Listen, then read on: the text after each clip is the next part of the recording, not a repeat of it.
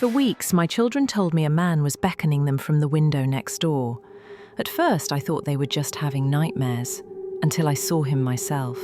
And what he did that night should not be humanly possible. My neighbour has been beckoning my children from his window at night.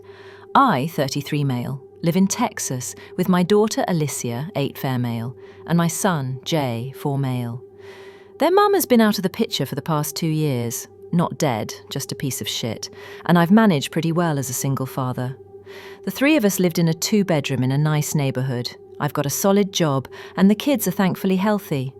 Everything was smooth sailing until one night 2 months ago, during which I was awoken by Jay poking me in the face. He was sobbing violently, though I recognised it as the "I'm afraid" kind of crying, as opposed to the "I'm hurt" kind of crying, which made me a little less worried. Jay's always been nightmare-prone, so I assumed that's what was causing him distress. When I asked him what was wrong, though, he said, "The man in the next house is making scary faces at me."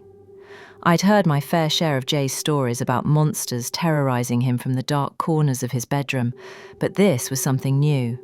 I assumed he meant our neighbour's house, and the lack of fantastical elements in his description made me uneasy. It felt too specific to be one of his usual nightmares.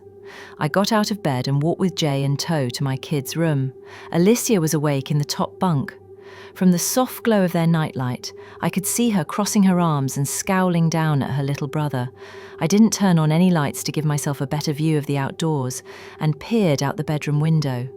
Their window had curtains on it, but for once they hadn't been drawn all the way, and there was a small opening between them through which Jay must have looked out. One side of the neighbour's house, the one to our left from the street, was visible from Alicia and Jay's room. There were 2 windows on the neighbour's side of the house, but it was too dark inside to see anything. I recalled from what I'd seen in the daylight that the window on the left, the one closest to the front of the house, was the kitchen. I wasn't sure what the window on the right was, as it always had its curtains drawn. I asked Alicia if she'd seen anything, and she shook her head. "He's always having nightmares and crying. I don't want to share a room with him anymore, Dad. I never get any sleep. It's not fair." Of course, hearing that made Jay start crying again, so I let him sleep in my room for the night.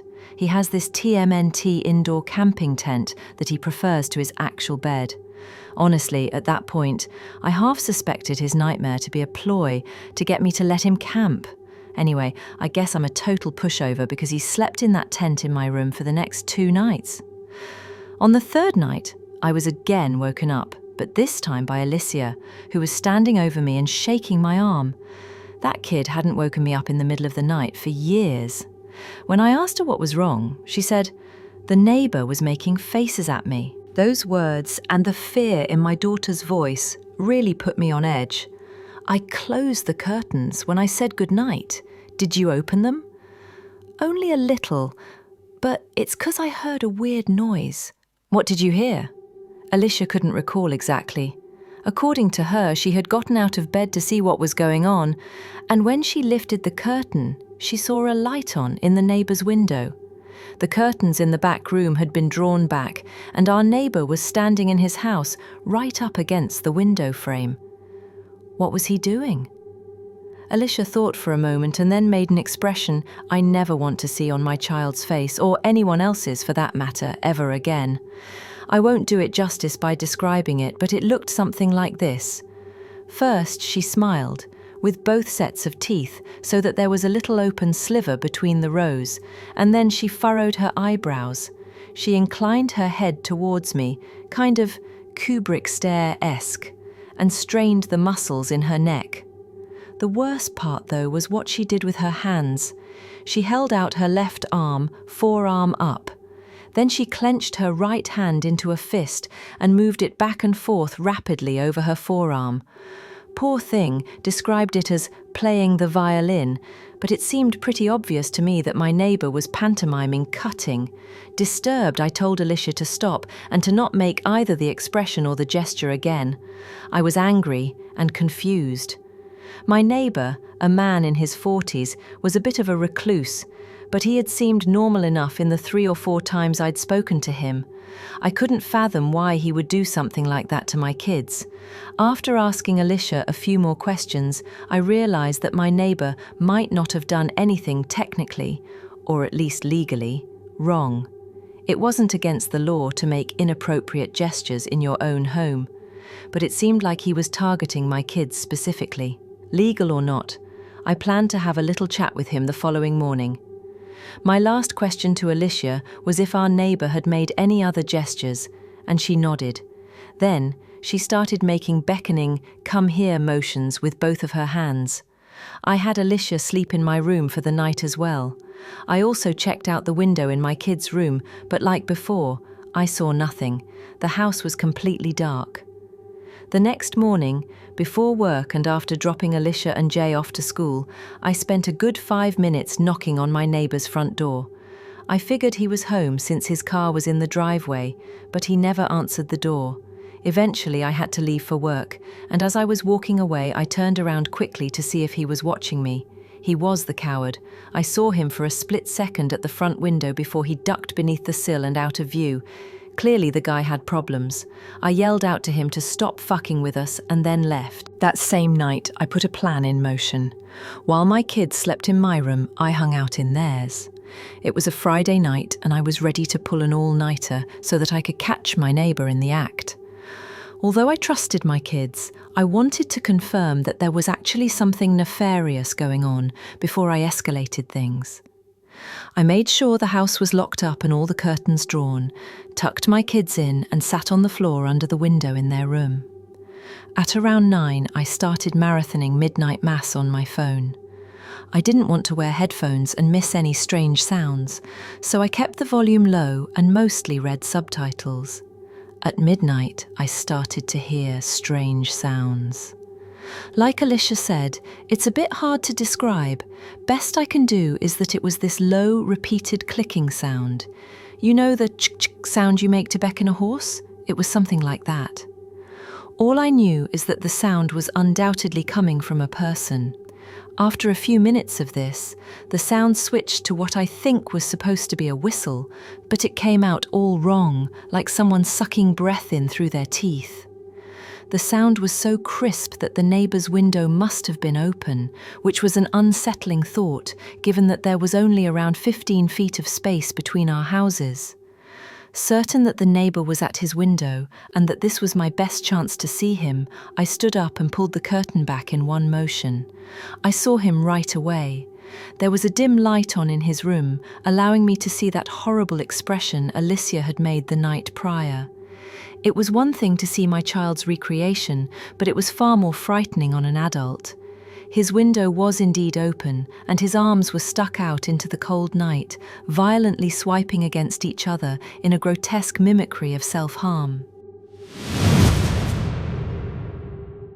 When he saw me and realized that he was looking at another grown man and not some poor child, he stopped his erratic motions.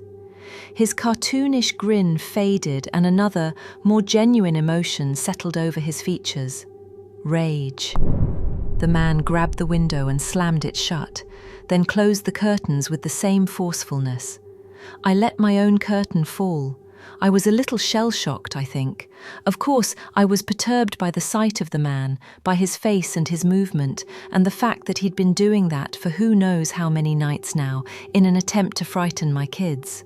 However, another detail stuck out as even more concerning to me, which was the fact that I genuinely wasn't sure if the man I had just seen was my neighbor. I'd seen him so few times in the years I'd lived in that house, and I was having trouble conjuring up his face. I sat on the floor for a minute, my blood thundering in my ears. I definitely had enough evidence at that point to call the cops, right? Just as I was about to pull out my phone, I heard a tremendous smack against the glass of the bedroom window. After a brief hesitation, I pulled the curtain back again. There were no lights on in the neighbor's house, and there was also no one outside from what I could see. I pulled the curtains back a little further and saw a handprint in the top corner of the window pane. It's worth noting that our house is on a raised foundation, and that particular window is very tall. So even though the window is on the first floor, The man outside would have needed an insane vertical to get his hand up there. I pulled out my phone and dialed 911. As I explained the situation to them, I quickly walked around the house to see if I could catch a glimpse of the man. My last stop was my bedroom. Once inside, I locked the doors and, while still on the phone with the operator, I took my handgun out of the safe in my closet. My heart was beating out of my damn chest, but I knew I had to stay calm. Even more so when I saw that Alicia was awake and looking out of the tent at me. I reassured her in as few words as I could, whispering that we were okay, but we had to stay very quiet. I sat on the edge of my bed, my firearm ready and my ears straining.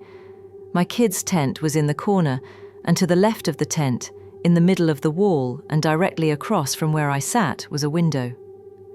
After what felt like an eternity, I saw something. It was a cloudless night, and the moonlight was bright enough that I could see a silhouette through the white curtains. The dark shape was nebulous at first, but became more clear as the man outside stepped closer to the window. Somehow, he knew which room we were in. The silhouette didn't move for several minutes, and I remember being thankful that, from the angle at which she sat, Alicia couldn't see it. Then, something happened that I couldn't entirely wrap my head around. The man stepped back from the glass and raised his arms, making a Y shape with his body and his limbs, only his arms were far too long. They seemed to be double the length that they should have been, each arm about the same length as his entire body. I thought at first that he was holding something, maybe two pipes that just appeared to be an extension of his limbs, but I could clearly see two hands at the ends of the extremities. I could see 5 fingers on each hand, flopping around slightly as the man brought his arms closer to the window. Thud, thud, thud. I stood up and readied myself to shoot, but just then the sounds of sirens pierced the quiet night. The man outside banged his hands against the window one last time, and then it was as if someone had sliced his arms at the elbows. His forearms seemed to shear right off, and the man took off running before they so much as hit the ground. When the police officers announced themselves, I answered the door and explained the situation to them. 2 officers, a man and a woman, asked me a few questions about my neighbour, which I assume was necessary to establish probable cause for a search. Once finished, they told me to stay inside with the doors locked while they investigated the neighbour's house. I watched them through the window of Alicia and Jay's room. They knocked on the neighbour's door, and when no one answered, they tried the front door handle. I watched the unlocked door swing open. The 2 looked at one another and then entered. I'm not sure what they found inside that house. All I know is that when they emerged a few moments later, they both looked very disturbed. When I went outside to ask what they had found, the female officer told me simply, "Your neighbour's dead." The rest of the night was a blur of strangers in uniforms filing in and out of my neighbour's home. Some came to my porch afterwards to ask me questions, and none offered me any answers. They moved with tight-lipped efficiency, their faces guarded, their words clipped. At one point, I wandered to the side of the house and found several people photographing something on the ground outside my bedroom window. Before they could ask me to leave, I made out the gruesome shape of 2 human arms. The kids and I have been staying in my parents' apartment for months, and I think everyone, even Jay, is getting tired of the cramped living situation. We can't stay in the house. Alicia is way too traumatized for that, and I wouldn't be comfortable staying there while the murderer is still at large anyway. I want to sell the damn house, but our story going semi-viral is making that difficult.